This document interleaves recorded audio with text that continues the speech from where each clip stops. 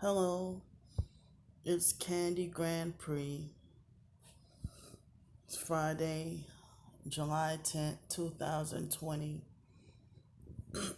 So I'm glad that I was able to sleep good last night, except I was waking up every 2 hours to go potty.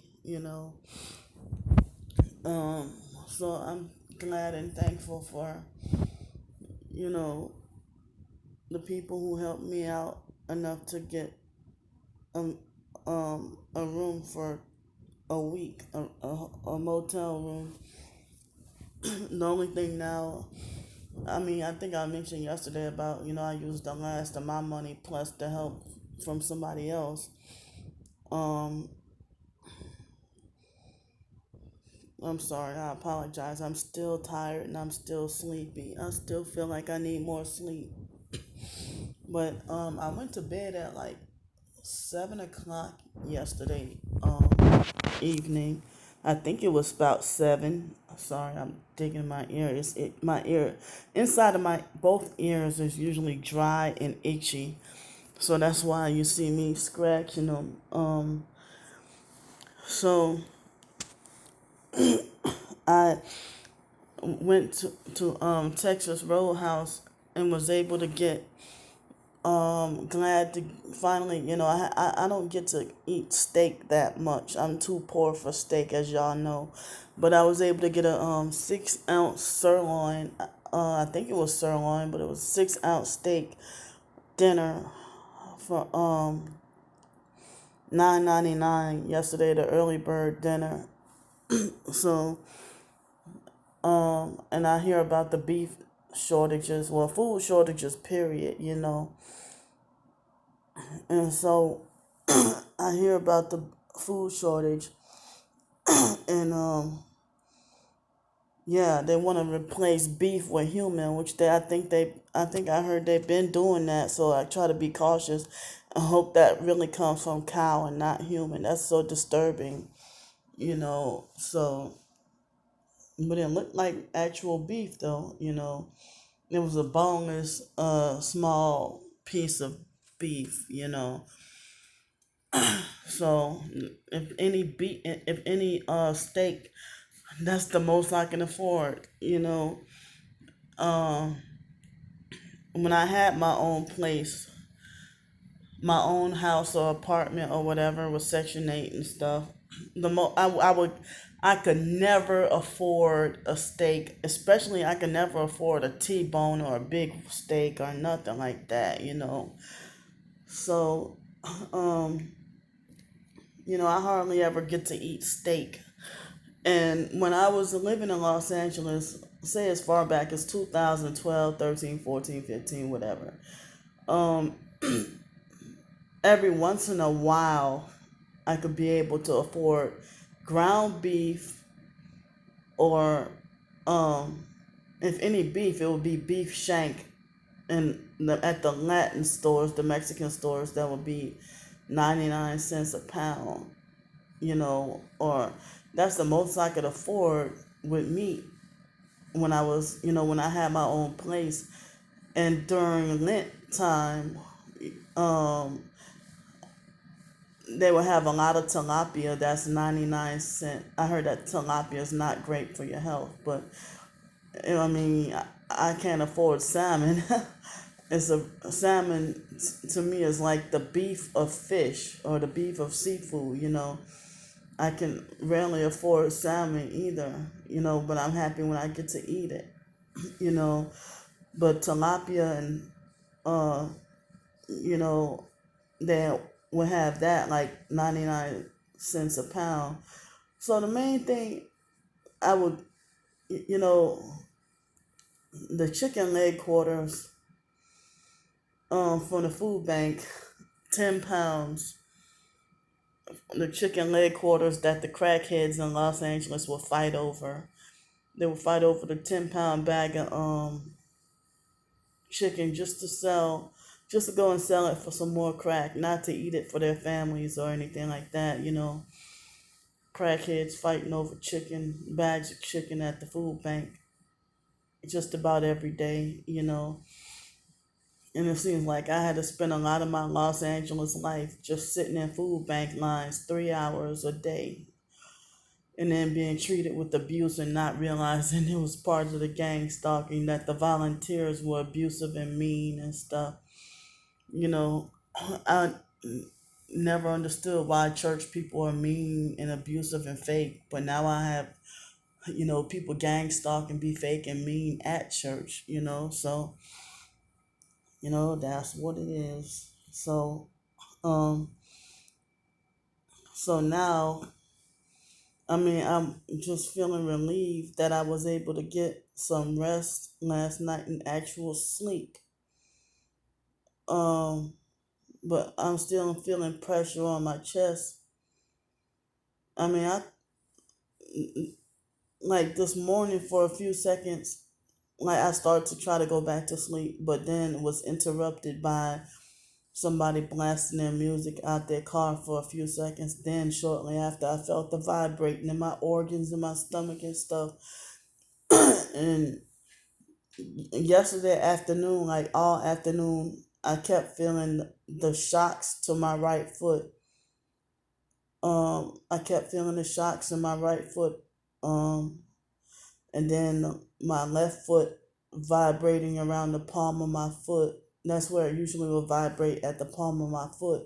And just now, at the back of my foot, I felt a quick vibrating.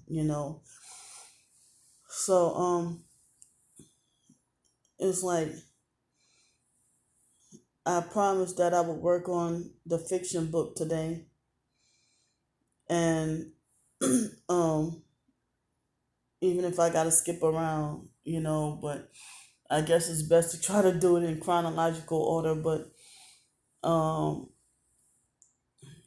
yeah, I don't know if I'll skip around or if I'll just do it in chronological order of the way the story's supposed to flow. Um I'm shocked and impressed. I mean, I can't believe that people a couple of people said that it seems like I'm a very good writer and they like my little stories, or I mean the first couple of chapters that they saw, because I guess it might have been just narcissistic abusers trying to tear me down years ago, when even in English class at college, it might have been a gang stalking college professor that would try to bully, harass, and lecture me, telling me that coherence is a problem. And it just seemed like the same themes over and over again. But once I broke away from, and I thought it was just foster and biological family abuse that I was going through. But then I moved away to different cities and states and being treated the exact same, by several people. And then they get mad when I tell them that they remind me so much of the foster mom and her abusive stuff. You know, like when I was at Union Rescue Mission in Los Angeles, I call it separation torture mission. Um, they they would try to say, it was unfair for me to compare them to the foster family. Well, that's exactly how they were acting, even though they had no connection with the foster family. It was strange. And I thought it was just the times we're in, but I didn't realize it was a gang stalking thing, that in Milwaukee, Wisconsin, nobody was really friendly out there. Um, Nobody really talks to you in Los Angeles, and a lot of, I guess it's a, if you're not in the South, you don't talk to people. But what the way I was raised, that if you don't talk to people, if you don't simply say hello to people, then that's being rude. They call it speaking. Like, if you say hello, they say, I mean, if you, like, one time we were little kids, like maybe in third grade, and they had these ladies. This lady's like, what's the matter with y'all? Y'all don't speak? Oh, we said hi. Sorry about that. So, and then the foster mom's so-called cousin say, you supposed to speak. You're supposed to speak. You know. So to speak means say hello in New Orleans. To speak to somebody means say hello in New Orleans. You know, we have our own little slang or whatever. You know, so yeah. So nobody's friendly in Los Angeles. I couldn't make any friends or long term friends or whatever, except David Jane. But they even turned him against me. Um, but he might have been one of those people who's seen by society as mentally slow, but I guess they must have had him perping for free because they damn sure weren't giving him any money. Or I didn't realize the fake Hell's Way Church was full of narcissistic abusers and gang stalking perps. I didn't realize back then. And people making like as if you shouldn't be envious or upset at church favoritism, like if the church pastor is treating certain people like the favorite and not you, then you're wrong for getting jealous. Well, whatever happened to the Bible speaking about the pastor is also wrong for choosing favoritism rather than treating everybody fairly. So I'm glad I don't go to church no more. I'm glad to be liberated, even though I'm still a Christian. Um, and read the Bible and pray. It's like I've been backsliding and trying to get back up, and then the more I do, when I eventually get more spiritually attacked. Every time I try to, I'd be spiritually kicked back down. But trying to get back up. You know, so um, it's like I'm trying to stay on top. The Bible reading and prayer and stuff, and I know that's important. Um, Especially the times we're in, everything is scary. You know, a couple of nights ago, I thought I was gonna die from my sleep. I keep on having these fears that I'm gonna die of my sleep deprivation. Um, and then when I would tell people a few years ago, before I realized for sure that I was targeted, um, it's like people make even the hospitals made it like as if the sleep deprivation is no big deal.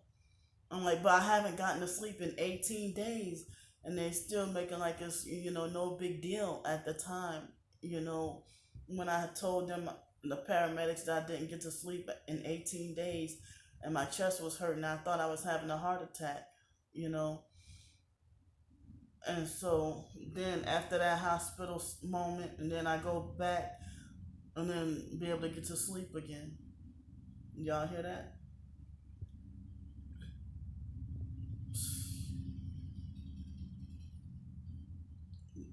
Demonic bastards. Um, so I mean, so today, this morning, I had the leftover bread from Texas Roadhouse. Well, I had the bread, of course, with the I guess it's cinnamon infused butter. It was really I love those rolls, those bread rolls, and in the same way I love the Red Lobster biscuits. I only got to eat that Red Lobster once last year, and maybe a couple of times in my life. I only got to eat at Olive Garden once in my life.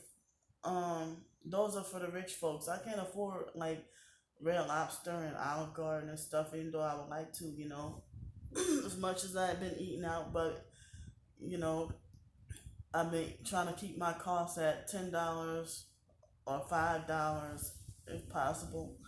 But I couldn't do that in Mobile, Alabama, because everything is like almost $20.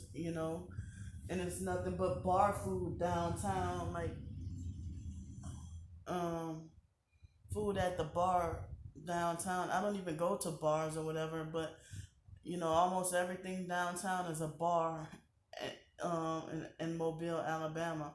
But I stayed away from the alcohol. I never drink alcohol.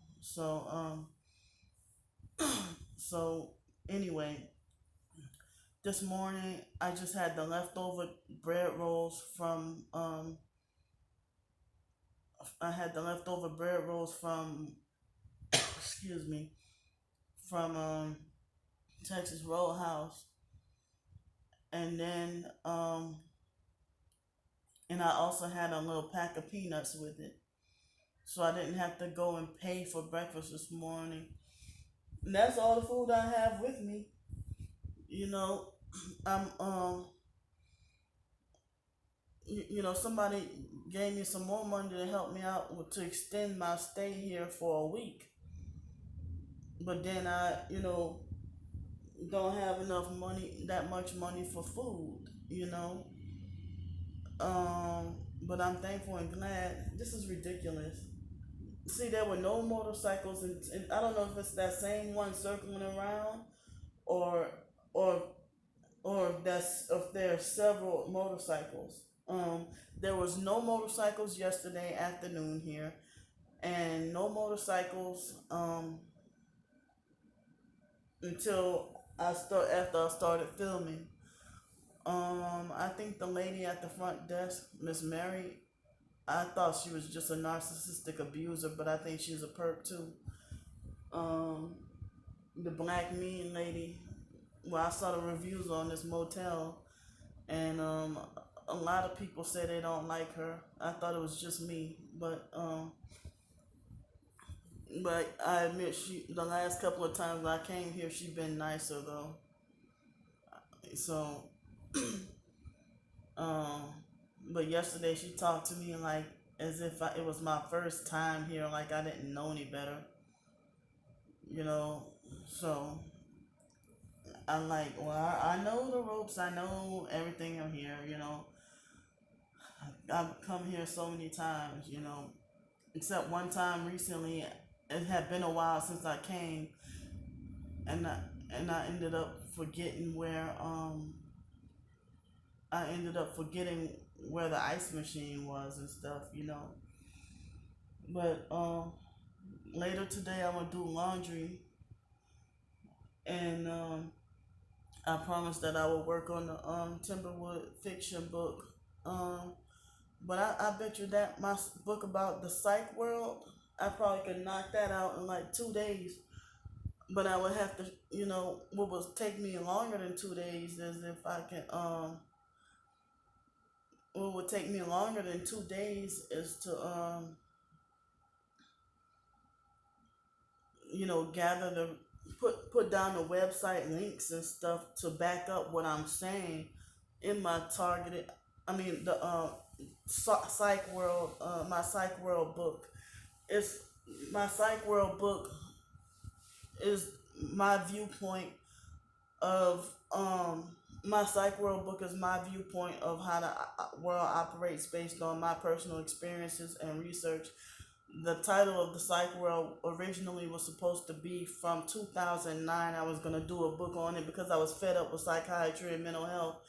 And dog, the truth really does set me free and everyone else free, because I was forced against my will to just worship mental health, and I was oppressed and abused by it. And I'm glad to know that it's ungodly, and I'm glad to be freed from the chains of psychiatry and mental health.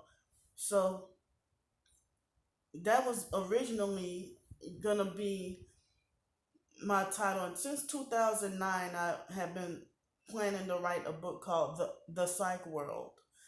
And then so I found out about the Illuminati, the New World Order, and everything, and realized everything is fake and upside down. So that's why I guess I expanded the topics, and make it even a bigger book. So I guess it must have been purpose for me to go through more life experience and wait. And now, I guess you could say almost 11 years later, gonna work on the Psych World book, you know.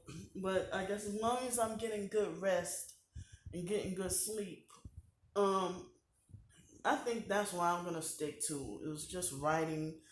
I don't want to write for other people, meaning like, I don't want to write topics for other people. I just like writing content because I don't have expert knowledge in anything. I'm still learning a lot. Even with this target, I have a lot to learn. So I'm just planning to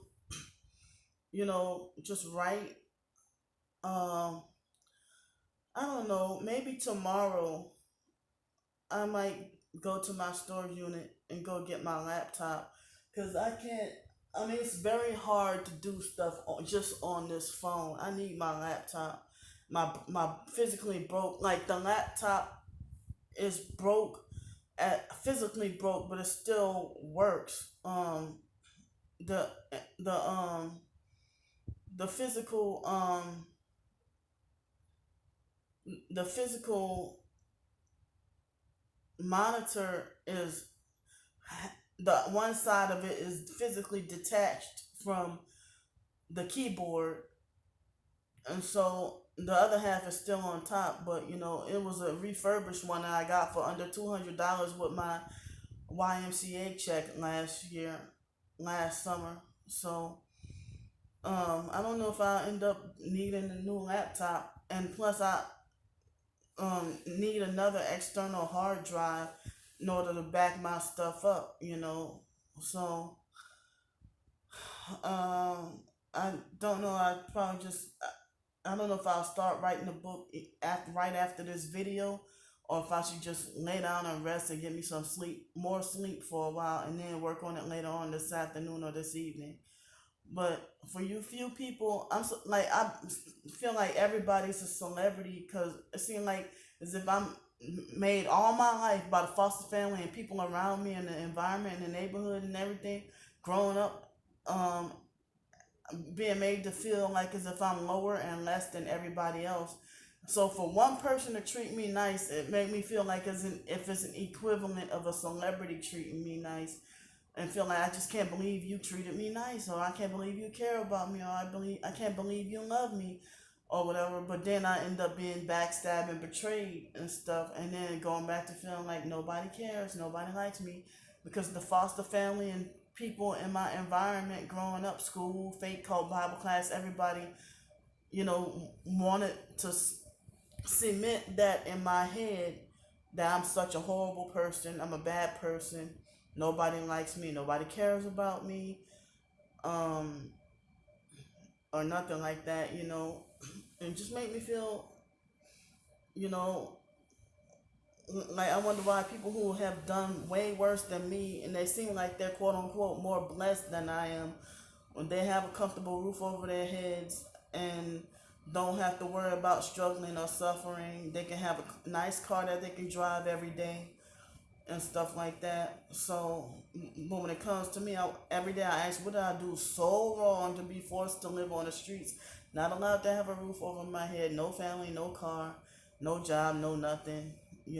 So, um, thanks for listening to me, and I'm, really, now after what I spent, trying to get some rest, dealing with food insecurity now, and I'm just, you know, it's everything's just scary right now.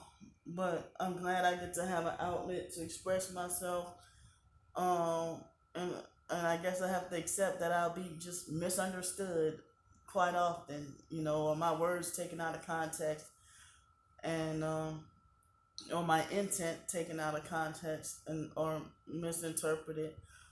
So I'm gonna go for now, and thanks for your help. I love y'all, and bye bye.